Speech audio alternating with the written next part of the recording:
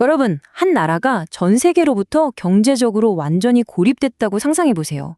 그런데 이 나라가 암호화폐 하나로 버텨내고 있다면 믿으시겠어요? 오늘 바로 그 놀라운 이야기, 베네수엘라의 사례를 한번 깊숙이 들여다보겠습니다. 자, 모든 건 바로 이 질문 하나에서 시작돼요.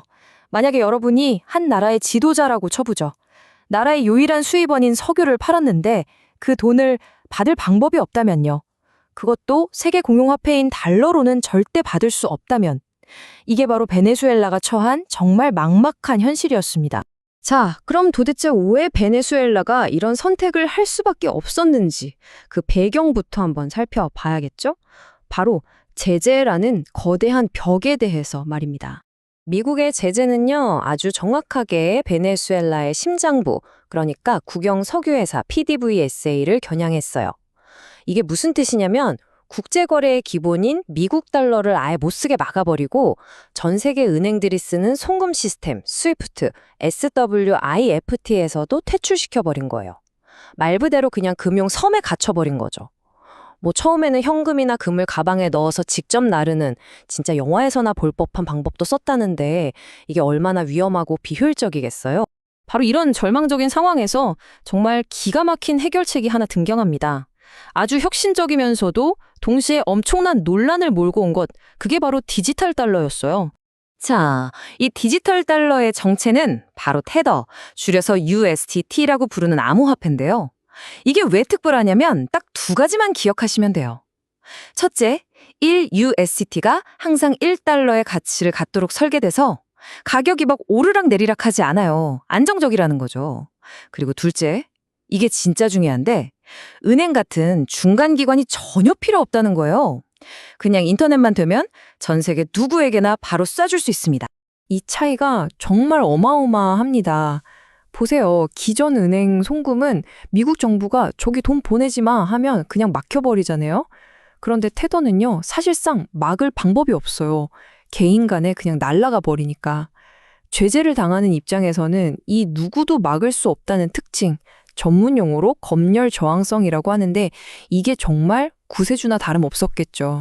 자, 그럼 궁금하잖아요. 대체 이 디지털 달러로 어떻게 석유를 판다는 건지 그 비밀스러운 거래 과정을 한번 단계별로 뜯어보겠습니다. 이 과정이 진짜 영화 같아요. 자, 보세요. 먼저 PDVSA가 서류상으로만 존재하는 유령회사 같은 곳이랑 계약을 해요. 그리고 석유를 사려는 사람한테 딱 한 가지를 요구하죠. 암호화폐 지갑 만드세요. 그럼 구매자는 석유값을 은행으로 보내는 게 아니라 이 지갑으로 USDT를 바로 쏴주는 겁니다. 근데 여기서 끝이 아니에요. 이게 하이라이트인데 이 USDT를 그냥 쓰는 게 아니라 믹서라는 곳에 보내요. 이게 뭐냐면 여러 사람 돈을 막 뒤섞어서 누가 보낸 돈인지 절대 알 수 없게 만들어주는 일종의 자금 세탁기 같은 거예요. 이렇게 깨끗해진 돈으로 현금을 구하거나 다른 물건을 사는 거죠. 아니 그럼 이 방법이 얼마나 많이 쓰였냐고요? 정말 놀라지 마세요. 한때는 베네수엘라가 석유 팔아서 버는 돈의 무려 80%가 이 USDT로 들어왔다는 분석까지 있어요. 거의 모든 거래를 이걸로 했다는 얘기죠. 규모가 상상이 가시나요? 자, 그런데 여기서 아주 아이러니한 상황이 펼쳐집니다. 이 USDT라는 기술이 베네수엘라 안에서는 정말이지 양날의 검이었거든요. 한쪽에서는 마두로 정권이 제재를 피하고 권력을 지키려고 이 USDT를 썼어요.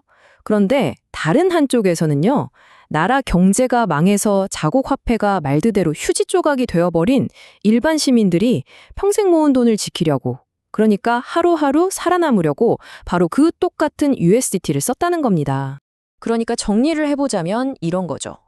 똑같은 기술인데 이걸 쓰는 사람에 따라서 정권의 생명줄이 되기도 하고 동시에 국민들의 생존 도구가 되기도 한 정말 기막힌 상황인 겁니다. 자, 이제 이야기를 좀 더 크게 확장해 볼까요? 이 베네수엘라의 사례가 단순히 한 나라의 문제가 아니라 전 세계 금융시장과 국가 간에 보이지 않는 싸움에 어떤 영향을 미치고 있는지, 거대한 체스판이 어떻게 움직이고 있는지 한번 보겠습니다. 이 상황에서 가장 난처해진 곳이 어딜까요? 바로 USDT를 만든 테더라는 회사입니다.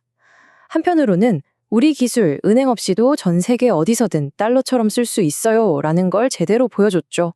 그런데 다른 한편으로는 너네 기술 때문에 독재 정권이 제재를 피하잖아 라는 일종의 불법 자금 통로라는 오명을 뒤집어 쓰게 된 거예요. 물론 테더사도 가만히 있지는 않았어요. 공식적으로 우리는 미국 정부랑 협력하고 있고 나쁜 놈들 잡는 데 최선을 다하고 있다. 이렇게 발표를 했죠. 실제로 미국이 이 지갑 문제 있어 하고 지목하면 그 지갑을 얼려버리는, 그러니까 동결시키는 조치도 하고 있습니다. 그런데 말이죠. 이게 완벽한 해결책은 아니에요. 기술적인 한계가 명확하거든요.